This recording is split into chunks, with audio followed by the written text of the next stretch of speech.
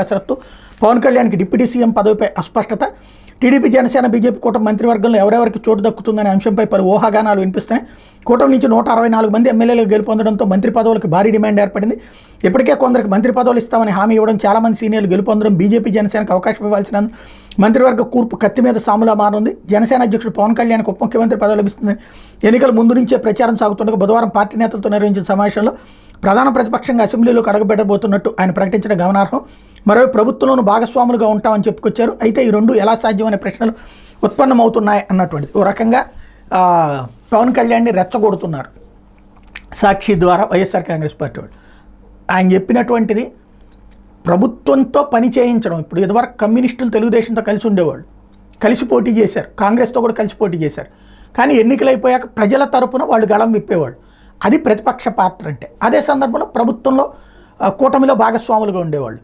అది అక్కడ పాయింట్. దాన్ని తెలిసి కూడా కావాలని టాక్టికల్గా డైవర్ట్ చేసింది సాక్షి. అయితే ఎంబీబీఎస్లో ఏ ర్యాంకుకు ఎక్కడ